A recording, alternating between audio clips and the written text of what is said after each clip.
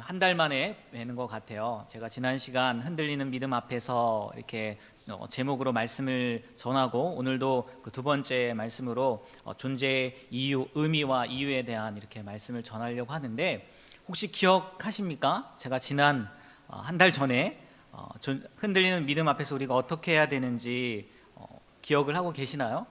아마 못하고 계실 수도 있을 것 같아요. 그런데 그때 어떤 말씀을 드렸냐면, 세례 요한이 감옥에 갇혔을 때의 말씀을 가지고 우리가 흔들리는 믿음 앞에서 이렇게 하면 되지 않을까요? 라고 말씀을 전해드렸어요. 그 두 가지가 무엇인지 아십니까? 맞아요. 기도와 말씀, 다른 거 없다고. 세례 요한이 정말 그 흔들리는 그 믿음 앞에서 이분이 예수님이 맞는 건가? 내가 기다렸던 메시아가 맞는 건가? 그런 의심들이 생겼을 때, 흔들렸을 때 어떻게 해요? 제자들을 보내서 물어보게 한 거. 결국 그게 우리에게 무엇을 의미하느냐? 우리도 하나님 앞에 나와서 흔들리는 믿음이 있을 때, 답답할 때, 넘어질 때 어떻게 하라고요? 기도함으로 아뢰라고. 그리고 어떻게 우리가 일어날 수 있냐? 약속된 말씀, 우리가 그 말씀을 봄으로 인해서 하나님이 기록해 주신 이 말씀을 통해서 우리가 다시 설 수 있을 겁니다 라고. 그래서 기도와 말씀이 우리가 흔들리는 믿음 앞에서 우리를 단단히 메어주는 하나의 도구가 아닐까요? 라고 이렇게 말씀을 전했어요. 오늘은 두 번째 시간으로 마지막 시간이기도 한데요, 그보다 좀 더 근본적인 이야기를 드리려고 합니다. 어떤 이야기를 통해서요? 룻의 이야기를 통해서. 오늘 읽은 룻기 4장의 말씀, 오늘 새벽부터 이렇게 룻기에서 특별히 강해가 또 시작이 되었어요. 그래서 다음 주 월요일에 끝났는데, 어떻게 보면 여러분에게 더 큰 도움이 되지 않을까 저 나름대로 생각은 하고 있는데, 잘 아시잖아요, 룻기서의 내용. 특별히 오늘 마지막 말씀이란 말이에요. 말씀을 보면 해피엔딩입니다. 어떤 내용인지 아시죠? 나오미라는 여인이 이방 땅 모압 땅으로 갔잖아요. 가족들과 함께 남편 엘리멜렉과 말론과 기론과 함께 갔는데, 거기서 며느리도 맞아들였어요. 얼마나 좋았겠습니까? 좋았을라나요? 모르겠어요. 그건 정확하게 모르겠지만 어쨌든 며느리도 맞아들였단 말이에요. 그런데 그 땅에 살면서 어떠한 일이 일어나요? 남편 엘리멜렉이 죽고, 두 아들 말론과 기론과 말론도 죽었단 말이에요. 그래서 세 과부만 남았다는 거죠. 그리고 나서 이제 이스라엘 땅에 하나님께서 복을 주셨, 베들레헴 땅에 하나님께서 복을 주셨다는 소식을 듣고 나오미가 다시 베들레헴으로 돌아가죠. 근데 누가 같이 합니까? 나오미의 둘째 며느리, 둘째 며느리인가요? 첫째인지 둘째인지 정확하게 모르겠지만 오늘 말씀의 근거에 보면 말론의 아내예요. 말론의 아내 룻만 동행하게 되지요. 그리고 그 베들레헴 땅에서 누구를 만나는 거예요? 기업 물을 자 중에 한 명인 보아스를 만나고, 보아스와 룻과 결혼을 해서 그 부부를 통해 누가 태어나는 겁니까? 오벳이라는 아이가 태어나요. 봤더니 이 오벳은 다윗의 할아버지, 맞죠? 할아버지. 오벳이 이새를 낳고 이새는 다윗을 낳으니까 예수님의 감은, 다윗의 감은 그 룻을 통해서 다윗이 태어났다라는 이야기가 오늘 말씀의 마지막이라는 거죠. 정말 해피엔딩이에요. 해피엔딩. 이 룻기서는 4장밖에 되지 않는 말씀이긴 하지만 이 말씀을 통해서 정말 재미있는 이야기들도 많고요, 또 많은 생각을 하게 하는 말씀인 것 같아요. 그런데 여러분, 이런 이야기 들어보셨을 것 같아요. 어떤 이야기냐? 구약은 앞으로 오실 예수님에 대한 이야기를 다룬 것이고, 신약은 오신 예수님에 대해서 이야기한 책이다라는 이야기도 들어보셨을 거예요. 뭐 구속사적인 관점으로 보면 이렇다, 뭐 이렇게 얘기도 하긴 하는데, 그 관점으로 한번 살펴보려고 해요. 예수님의 관점, 예수님에 대해서 기록한 그 관점에 대해서 한번 오늘 말씀을 다시 한번 살펴보면, 오늘 말씀의 18절 말씀을 보면요, 이렇게 시작을 합니다. 베레스의 계보는 이러하니라. 베레스는 헤스론을 낳고, 쭉 그 자손들이 등장합니다. 베레스, 헤스론, 람, 암미나답, 나손, 살몬, 보아스, 오벳, 이세, 그리고 마지막으로 누구요? 다윗. 다윗의 자손 예수 등장을 하는 겁니다. 그런데요, 그 시작을 누구부터 시작을 했다고요? 베레스부터 시작을 해요. 베레스가 누군지 아시죠? 창세기 38장에 보면요, 아주 자세하게 설명되어져 있어요. 베레스의 아버지가 누구냐? 유다라는 사람이에요. 유다 지파가, 유다 지파가 된 그 유다란 말이에요. 그런데 이 유다에게는 세 아들이 있었어요. 엘과 오난과 셀라라는 세 아들이 있습니다. 첫째 아들 엘이 결혼을 합니다. 그 결혼한 여자의 이름이 다말이라는 여자예요.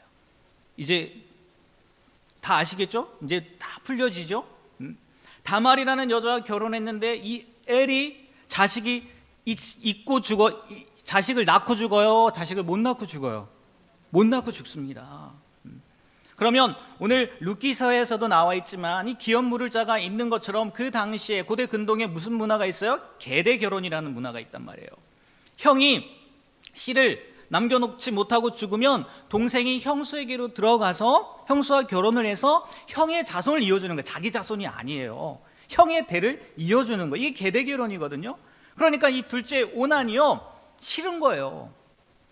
계대 결혼이라는 걸 알고 형의 자손을 이어줘야 된다는 것도 아는데, 그래서 다말 형수와 동침을 해야 돼서 대를 이어줘야 되는 아는데 그게 싫은 거예요. 왜 내 자손이 아니야? 그래서 동침하는데 뭐예요? 피임을 하는 거예요. 피임을. 왜 웃으세요? 못된 거죠, 그죠? 못된 거죠. 그래서 하나님이 보시기에 악해서 이 오난도 죽어요. 근데 재밌는 거는요, 우리나라 과거도 마찬가지인 것 같은데 이스라엘 이때도 마찬가지였던 것 같아요. 남편이 죽으면 꼭 그 탓을 누구 탓을 해요? 아내 탓을 해요. 자식이 없는 것도 꼭 아내 탓을 해요. 유다도 그랬던 것 같아요. 큰아들 엘도 죽고 오난도 죽고 분명히 성경에 나와 있거든요. 물론 유다는 몰랐을 수도 있죠. 성경에 기록을 그렇게 해놨으니까.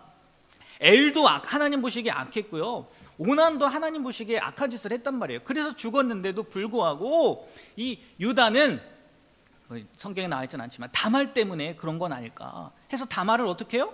친정으로 보내버리잖아요. 이유와 그럴듯하게 얘기를 합니다. 야, 마지막 셀라가 있는데 셀라가 아직 어리니까 셀라가 장성하면 너와 다시 결혼을 시켜서 대를 잇게 할게 라고 하지만, 성경을 보면요 뭐라고 표현되어 있냐면 셀라도 그 형들같이 죽을까 걱정이 돼서 보냈다고 이야기 나와요.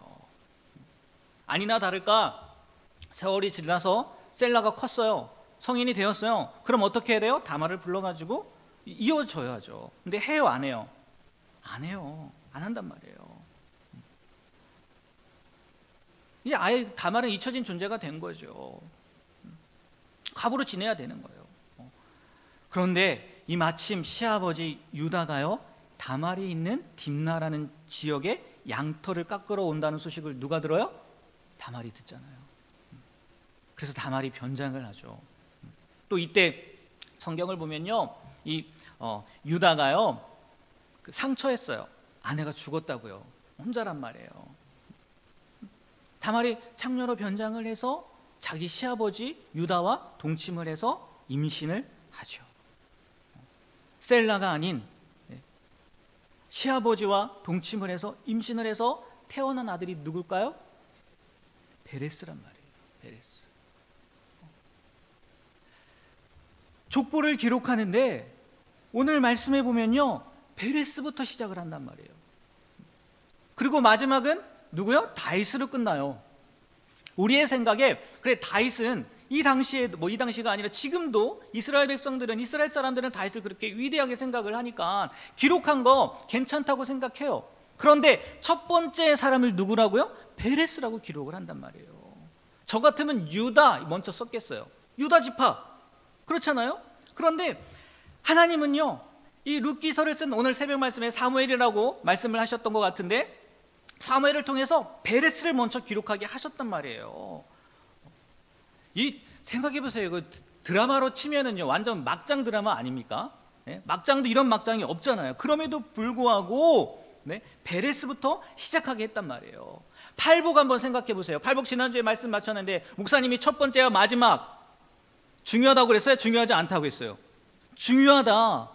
강조점을 준다. 그래서 첫 번째도 천국에 대한 얘기를 하고 마지막에도 천국에 대한 얘기를 했는데 그런 의미로 본다면 베레스도 중요한 거 아니겠어요? 근데 중요한 인물을 봤더니 완전 그렇잖아요. 그럼에도 불구하고 하나님께서 이렇게 놓게 하셨고 또 그 자손을 통해서 다윗이 태어났다는 것까지 기록해 놓으셨단 말이에요. 물론 이 베레스가 아니었다면, 베레스가 아니죠, 다말의 행동이 아니었다면, 다말이 그런 행동을 하지 않았다면 오늘 말씀의 마지막 마무리인 이새가 다윗을 낳을 수 있었을까요? 없었을까요? 있었어요? 없었어요? 없죠. 다말을 통해서 베레스가 나왔으니까요. 다말과 유다 사이에서 베레스가 나왔고, 베레스를 통해서 쭉 오늘 말씀해 보니까 다윗까지 이어진 거 아니겠습니까? 다말이 그런 행동을 하지 않았다면 태어날 수 없었단 말이에요. 당연히 룻기의 보아스가 나올 수 있었을까요? 없었을까요? 없었겠죠.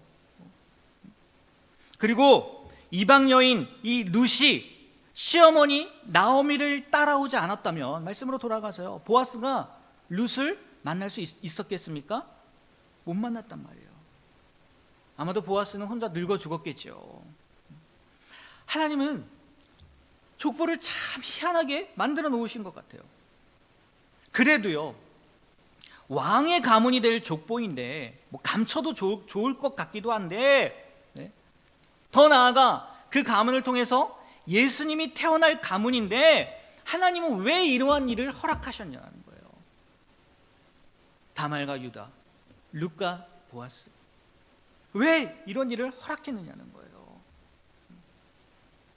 베레스의 경우나 나오미의 경우를 가지고, 이 룻의 경우를 가지고 조심스럽게 생각해 본다면 누가 태어나게 하기 위함일까요? 다윗이겠죠. 다윗. 오늘 말씀의 마무리인 다윗이 태어나게 하기 위함일 거란 말이에요.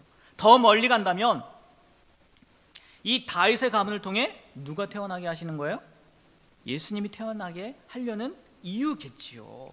그 계획 때문에 하나님이 유다와 다말 사이도 허락한 거고, 룻과 보아스의 사이도 허락을 하셨다고 생각할 수 있을 거라는 거예요.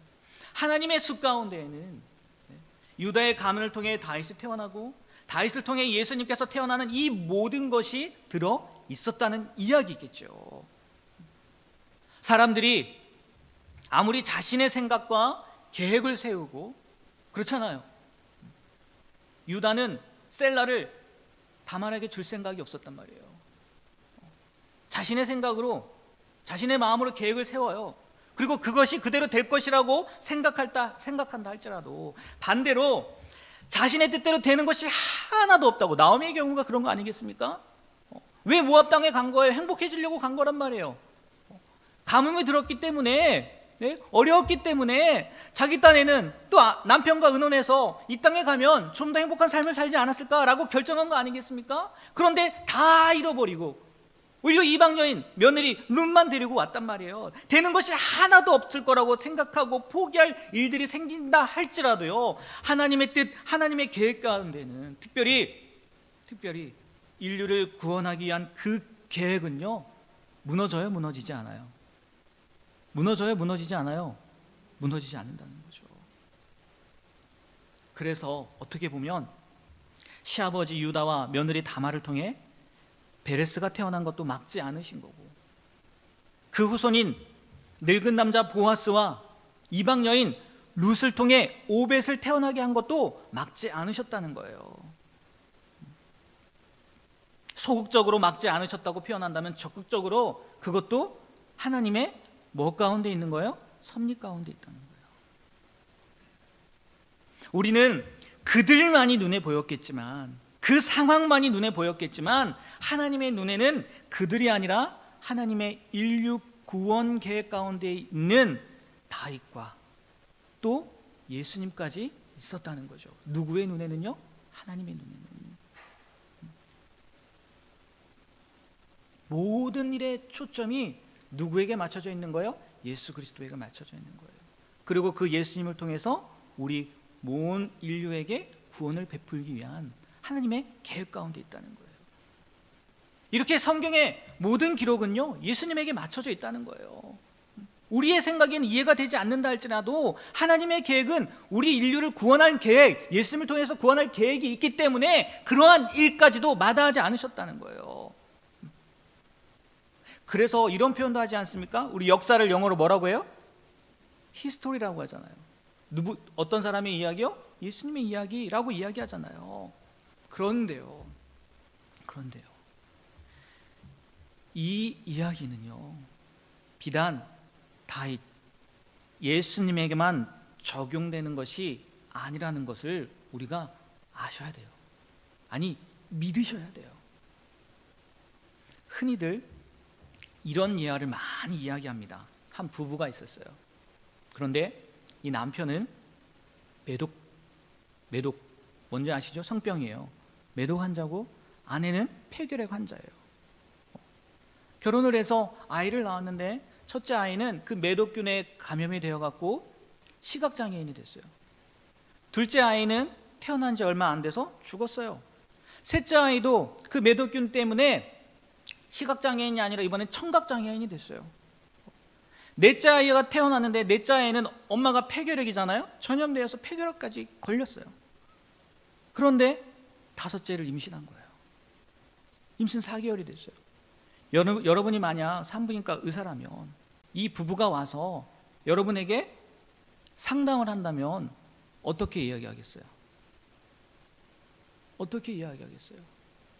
인간적인 생각으로는 첫째도, 둘째도, 셋째도, 넷째도 100%예요. 어떻게 보면 그렇잖아요. 어느 아이 하나 건강하지 못했단 말이에요. 둘째는, 두 번째 아이는 죽기까지 했고, 그러면 다섯 번째도 상식적으로 생각한다면, 아니 확률적으로 생각한다면 지우는 것이 맞다고 하지 않겠어요? 보통 그렇단 말이에요. 우리가 이렇게 대답을 하면 뭐라고 얘기해요? 여러분은 지금 베토벤을 죽였다는 거예요. 베토벤을. 그 다섯 번째 아이가 누구예요? 베토벤이었다는 거예요. 뭐 충격을 주기 위해서 이렇게 극단적인 예를 들어서 설명하는 것 같기는 하지만 무슨 말씀을 드리려는 거예요? 베레스, 다윗, 예수님뿐만이 아니라는 거예요. 이 땅 가운데 태어난 단 하나의 생명도요, 하나님은 실수로 태어나게 하지 않는다는 거예요. 한 생명은 너무너무 소중하고요, 또 그를 향한 하나님의 계획은요, 아무도 알 수 없다는 것을 보여주는 예화라는 거죠.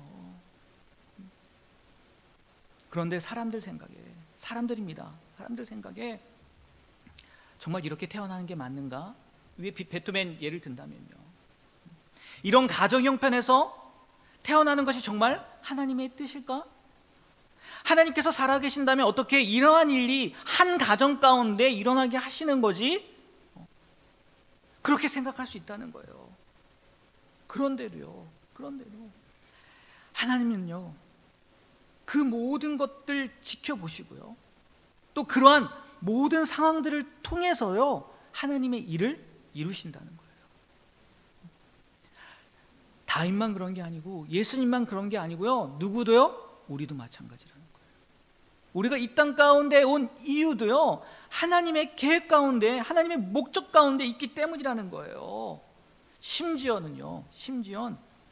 우리가 행하는 악을 통해서도요, 하나님의 뜻은 이루어진다는 거예요. 아니, 선하게 하나님이 바꿔 주신다는 거예요.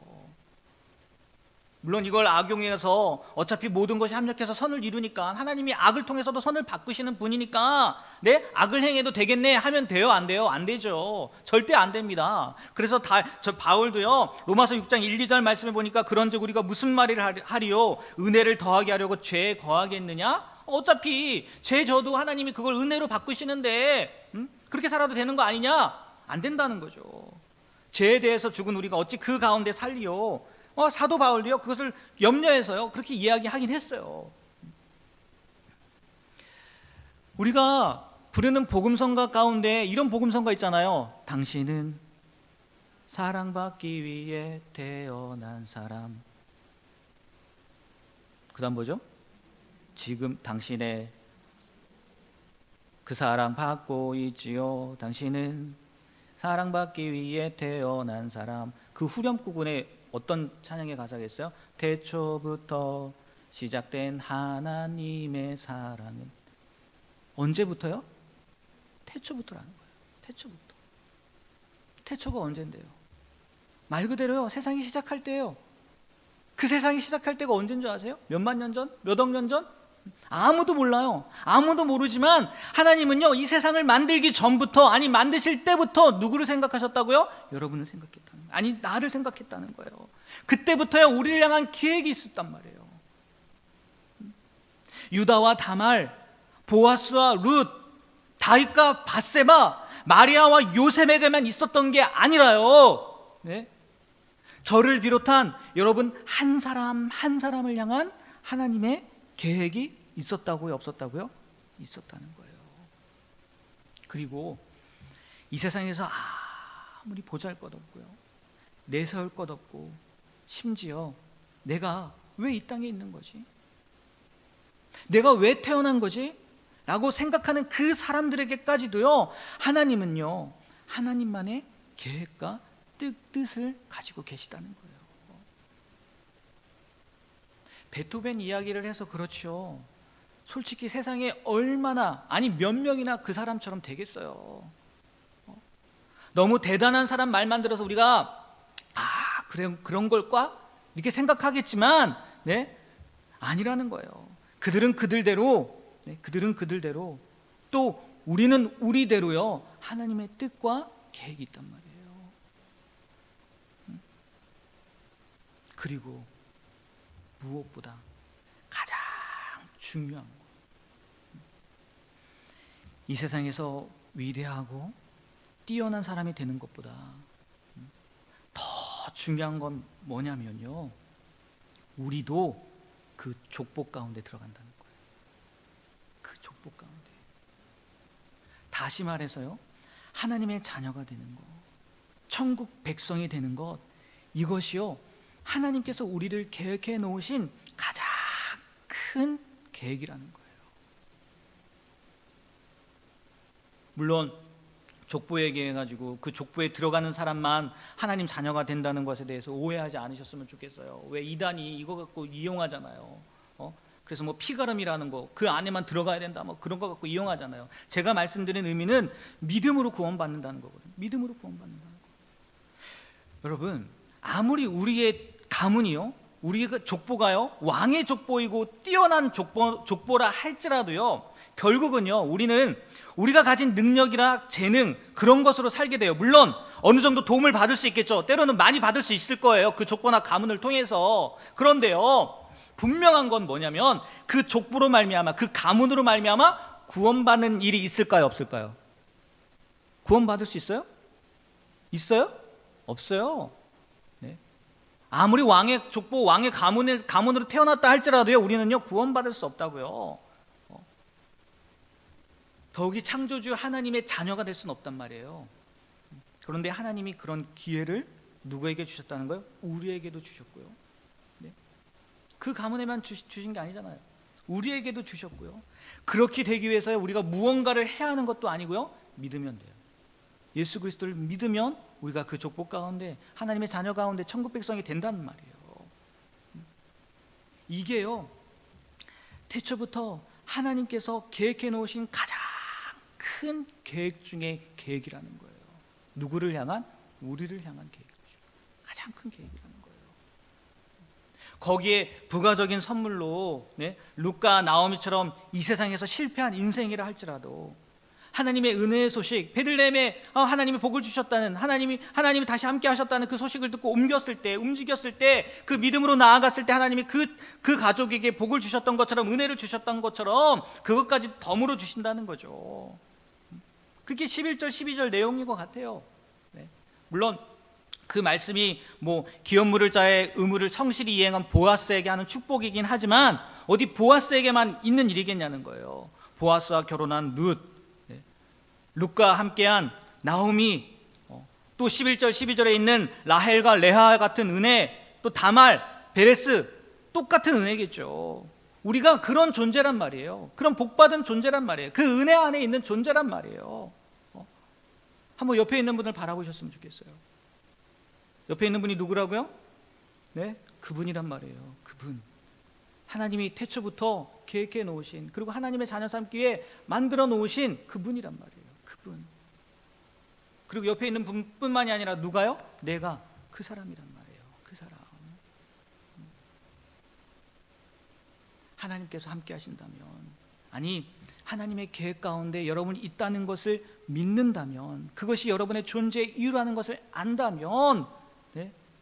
우리에게는요 희망이 있다는 거예요. 아니 흔들리는 믿음 앞에서 설 수 있는 하나의 이유, 네?